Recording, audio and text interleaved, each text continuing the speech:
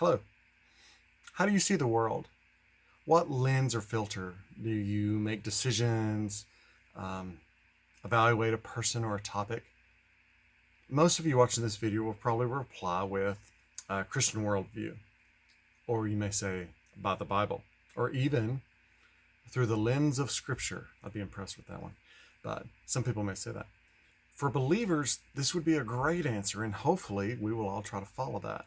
However, we know that many in this world do not look through the Christian lens. There are many outside of Christianity and just as many worldviews and ways of seeing the world and society that we live in. Unfortunately, it's not just as simple as believers and unbelievers. There are many variations of each. Not all believers see things the same. We also know that not all Christians are the same either, right? A believer in South Africa, a sister in Mexico, and a brother in Oregon may all profess Jesus as Lord, but view the world in very contrasting manners. While faith is the most important foundational aspect of your worldview, there are a lot of other factors that build that up. Your culture, your background, your family, your environment, your experiences. The list goes on and on. It goes on for days. What's important is that we attempt to understand where folks are coming from. We'll spend the next few videos looking into some of the various aspects of worldviews in and out of our culture.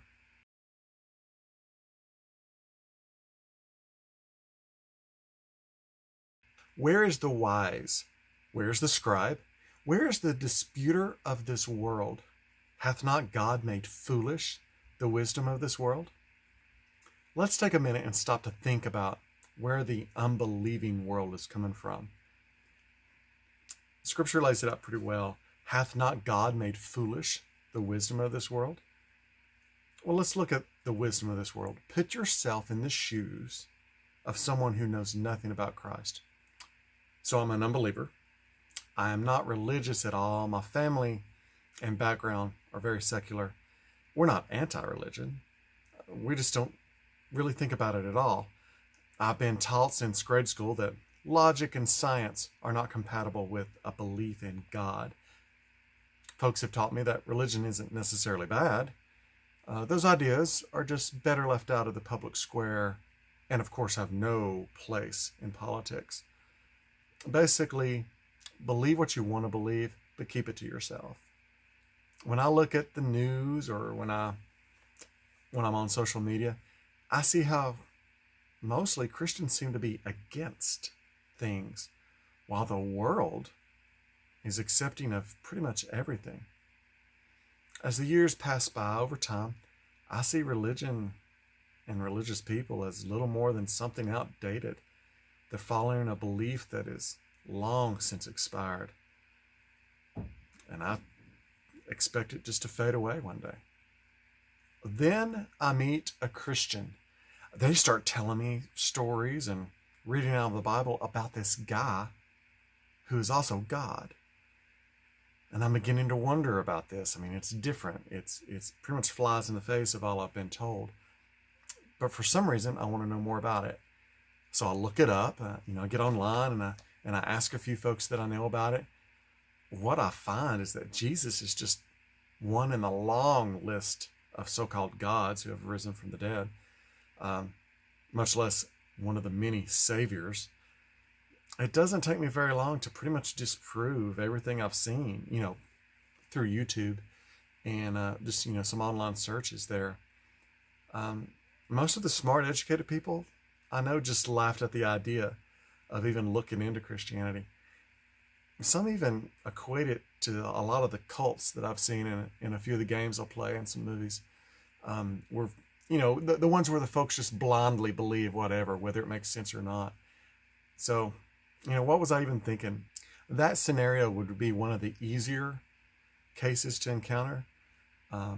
If you decide to take the Great Commission seriously, if you're open about your faith, and you're bold enough to actually defend it and share it out in the world, you'll have this conversation. The fictional person we spoke about just earlier, they would be an outstanding opportunity to witness and share to, because they were not very aggressive against it. They were kind of open to seeing if it was true. The information they had was just incorrect. But in other cases, you'll run up against folks who have moved beyond, no, thank you, believe what you want, but Christ isn't for me. They've moved past that. You'll actually encounter folks who see your beliefs as disgusting and dangerous. You'll be viewed as a fool and a problem which needs to be removed. So check this image out. This is indicative of what you'll find across the world today, and not just in some left-wing state, some very liberal area, some liberal city, some college campus up north somewhere. No, you'll find this in Georgia. Friends, you'll find this in Cartersville. So let's check this out. This poses a question to the viewer to select the option which is more logical, rational, and scientific. You're given two choices. Choice A, believing there was a supernatural Jewish man 2,000 years ago who was born of a virgin, battled Satan in the desert, cured the blind with spit, raised the dead, walked on water, multiplied fishes and loaves, transfigured on a mount, resurrected from death, and flew off bodily into the sky. And then they give you a choice B, believing the above story is a myth. The world views the faithful as lacking logic. Believers are considered not to be even capable of rational thought. All things revolve around science, and by their definition, science can have no place with the belief of God or the supernatural. You think I'm wrong? Maybe I'm exaggerating. Eric, you're gone too far. Well, try this. Look up some YouTube videos by biblical scholars and theologians. I'll throw some up on the screen. I'll put some in the description. There are a lot of Christians out there, theologians, apologists, pastors, and they make videos and they talk about various aspects of Christianity, life in general, the Bible. Find some of those, and for the few that are actually allowing there to be an open comment section, start browsing through it. Now, I need to warn you that the language will be horrid and the content will actually be even worse. There will be believers' comments, though, of course. There'll be the man, what a blessing these are. Thank you for putting this up. That really helped me understand this better. Or there'll be, thank you, brother, for your ministry. Or thank you, sister, for explaining that for me. You know, what have you. They'll be scattered in there. But what you'll also see, and the majority will be a mocking of the Creator, a cursing of Christ, just a complete attack on the ideas of Orthodox Christianity. So as vile and as nasty as the comments are, they're very valuable. They're very educational. It is amazing training for witnessing and evangelism and apologetics. If you can go through some of these comment sections and you can say, I know how I'd talk to this person. Or, yeah, I've looked at that question before. I that's this and this and this. That's how we'll talk about that. Wow, that is gold. It's kind of hard to get that amount of concentrated, hardcore defense of your faith just down on the street. Hopefully, if you're walking down that street, you need to move. One thing you'll notice if you look at the comment section, or even if you have conversations like this with people in real life, in person, sometimes I've had them on the street. You can definitely find them on a college campus. Very easy to do that. It's the typical, Jesus didn't rise from the dead. Christianity is a copy of other religions. The Bible is full of error, so it can't be trusted. And then there's the whole thing about Christianity is nothing but a religion of hate, oppressive, usual stuff. Christianity is just a thorn in their side and they want to get rid of it. This is an arena that the future generations of Christians will reside. What I've just talked about, many of you will think, Eric, that's a little overboard, that's a little extreme, that's a little radical. That is where we live. And that is where if you're not there already, if you're not experiencing it already, for one thing, I don't understand how, but Secondly, you will be there. If you're going to defend your faith, if you're going to speak out on it, that's the arena you're going to be in. That's the sort of attacks you're going to face. That's the sort of questions you're going to encounter. That's why we look into these sort of topics. We look into these sort of questions. There isn't a choice on whether or not to be prepared for these conversations. We either have a defense, we either have a witness for the faith that we hold, or we don't.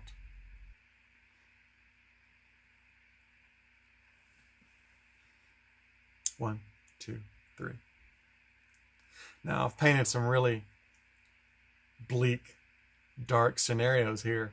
And hey, paint it any way you like. That YouTube comment section, that's not getting any brighter. That's going to be rough. And sometimes out on the street or at the water cooler at work can be pretty bleak and can be pretty dark, depending on who you're talking to and what you're talking about. But it's not about a battle, and it's not about winning an argument. Remember, we're either drawing people to Christ or we're scattering them away. Remember, that's a soul in need of grace, not to get owned by you intellectually or beat down by your facts or bullet points that you've memorized. That's not what it's about. That's not what Jesus did. That's not what we want to do. A better way, an even better way to attempt some of these is to get the person to explain to you why they believe like they do. Listen and learn where they're coming from. Stephen Crowder has famously established a method of beginning debates by declaring a view, by declaring a position, and then inviting folks to change his mind. Greg Koukl has a wonderful book called Tactics, in which he lays out the techniques and methods of having conversations with folks. One of the hardest parts of having conversations with people about topics or when you engage in some sort of discussion, debate about Christianity or faith, the second you mention God, the second you come off as a Christian, instantly people go into defensive mode. Why? Well, obviously you're judging them, right? So that's where they're coming from. That's not true, but that's where they're feeling. That's what they're feeling. So Greg Koukl has laid out a bunch of different methods and different techniques, hence the name of the book, Tactics, for how to talk to folks and actually get them to do the talking. And it diffuses a lot of that fear and a lot of that pressure of being judged. He'll get them to repeat what they're saying. Like, so what you're telling me is what again? And get them to explain their beliefs. One way he suggests, and he details in his book, is having them explain what they mean. Maybe you repeat their question to them or have them repeat it again and get them to elaborate on it. For instance, like, so what are you telling me again is, okay, well, what exactly does that mean? Have them explain what they're saying to you. One thing, you'll know exactly what they think they mean. And sometimes folks will rehash it when they have to say it again. We'll talk more about these later because they're pretty fascinating. But worldviews revolve around what people know or what they think they know. We are either drawing people to Christ or we are pushing them away. Remember that vile, aggressive skeptic is not beyond the saving grace of Christ. Also, your dear friend who politely just doesn't go in for all that religious stuff is just as lost and destined for an eternity separated from God.